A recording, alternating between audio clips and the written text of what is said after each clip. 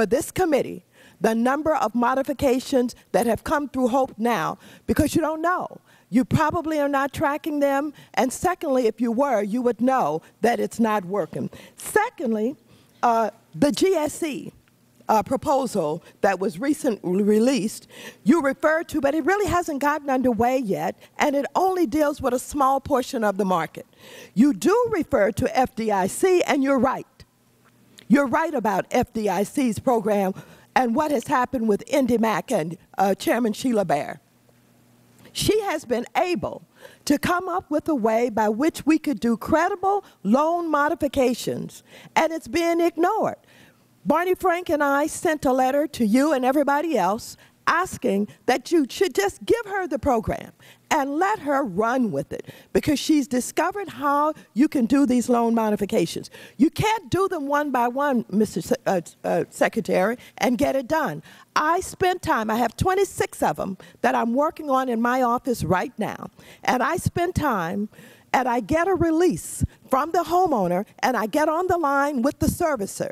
And it is absolutely ridiculous.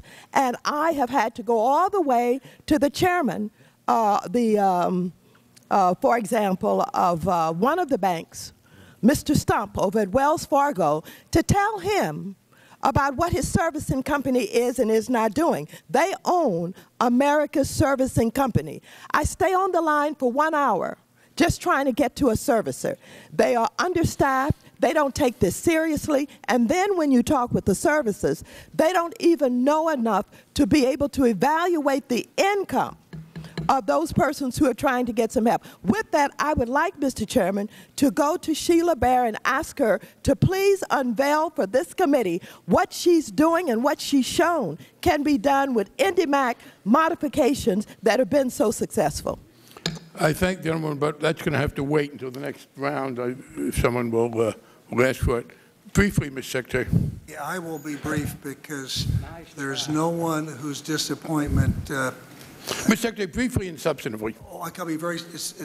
I will just simply say that I know how hard Congresswoman worked on this legislation and was critical to getting it done, and this has been critical to saving the system.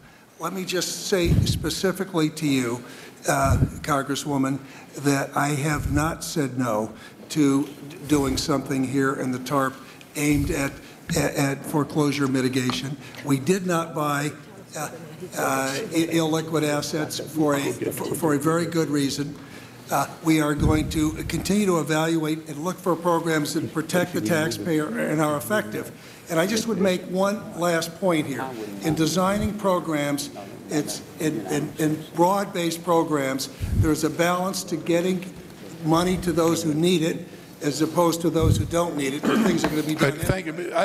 And there's also a balance to, not providing a windfall to the banks, and we're working hard on this. Thank you, Mr. Secretary. The gentleman from Alabama has proposed, and if we have unanimous consent, we'll ask the chair of the FDIC if she would respond in a couple of minutes. Is there objection? Hearing none, I'll recognize the chair of the FDIC to respond.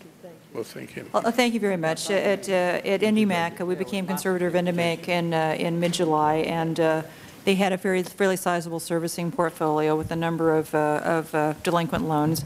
So we developed a systematic protocol for modifying them. Basically, we use a debt-to-income ratio. We go down to 31%.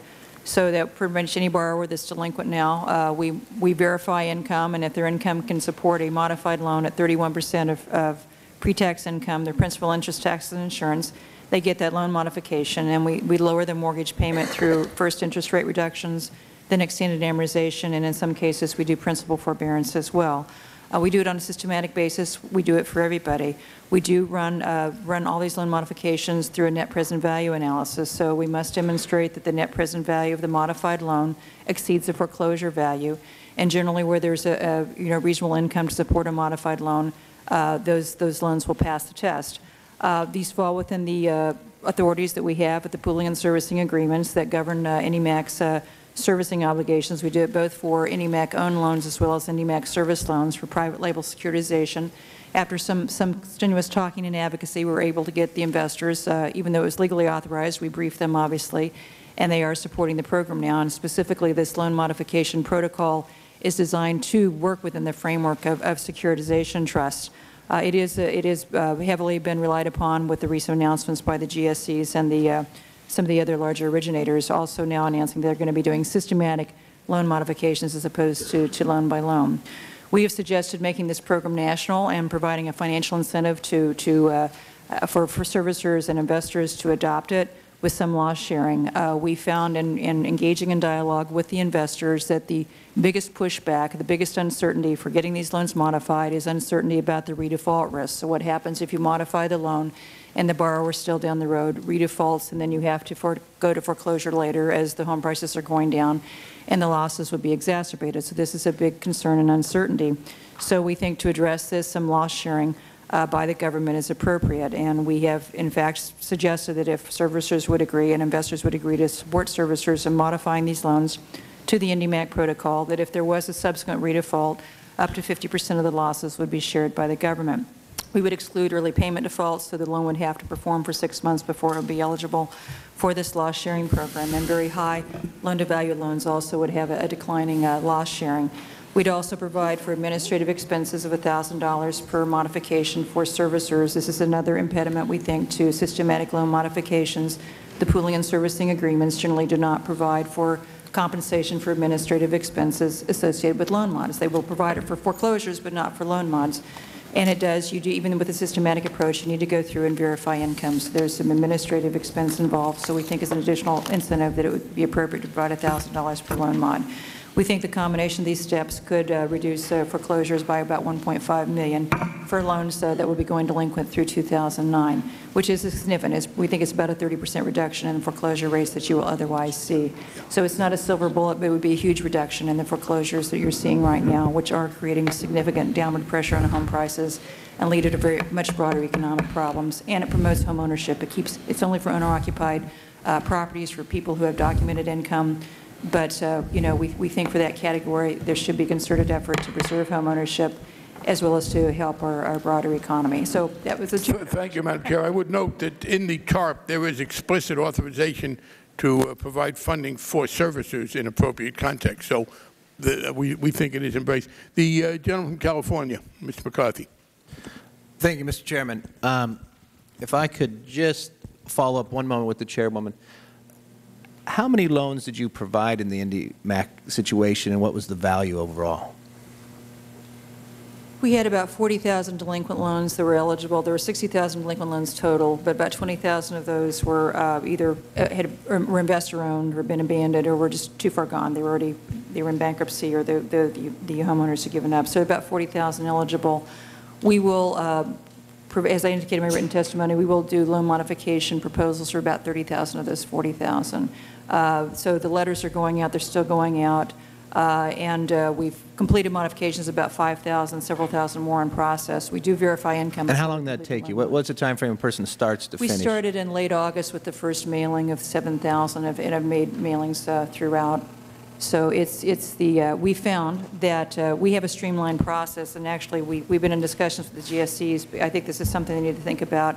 The loan modification proposal goes out and specifically says, this is your current mortgage payment. We're going to reduce your mortgage payment by X amount, and the average is about $380 a month.